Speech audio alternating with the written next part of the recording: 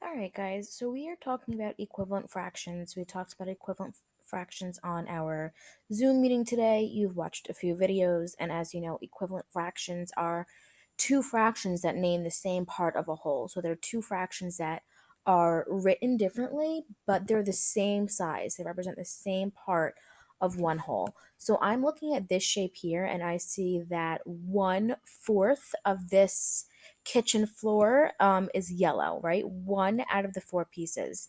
And so what this is asking us is write another fraction that's equivalent to 1/4. So I might think to myself, how else can I represent this square right here using fractions? But I want it to be written as a different fraction. I can't write 1/4 again. So maybe I want to think to myself, how else can I break up this same square? So I am going to, the best that I can, draw another shape here broken up the same way.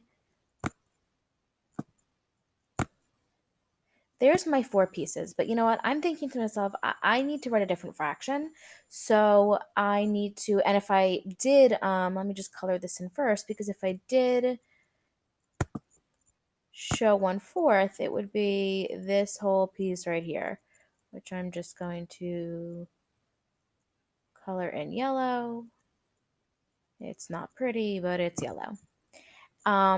There's my 1/4, but I can't write the same fraction. I can't write 1/4 again. So I'm thinking, you know what? What if I separate this even further?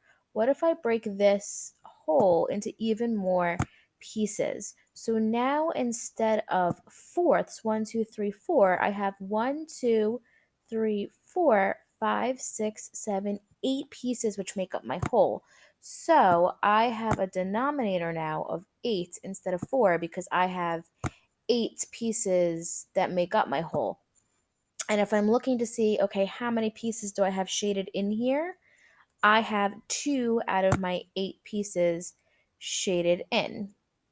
2/8. 2/8 is equivalent, right? And we would use the equal sign to show equivalency here to 1/4 because they represent the same amount of a whole, right? This is the same as this. It's just broken up. What I did here in my other shape, I basically just broke it up that way, right? So now instead of 4, I have 8 pieces. I have 2 shaded in. That's exactly what's shown here. If you do this using fraction strips, the fraction tiles that I have here, I have 2 different fraction tile websites, but I never posted that one. So if I'm looking here, I can see, I can go to eighths here, right? And I just said 2/8 was the same as, oh, look, 1/4, right? It is the same size. And I'm going to show you with the other fraction tiles I posted.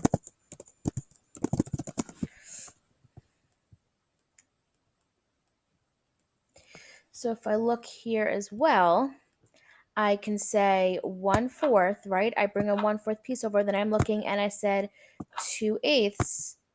It is exactly the same size. We can say they are equivalent. So these two fractions are equivalent. We have 2/8 is equal to 1/4. That is not the only um, equivalent fraction here, but that's, you can break this up even further into have even more pieces. But this is the one I wanted to show you, 2/8, because it's just easy to see this way. If I wanted to go over to my fraction tiles though and see if there's anything else that would be equivalent to 1/4, you can grab some pieces and drag them over. Let's see, will 6 be equivalent? Oh, nope, it looks like that's too big, so there's no 6 that's going to be equivalent here. What if I tried 12ths? Let's see.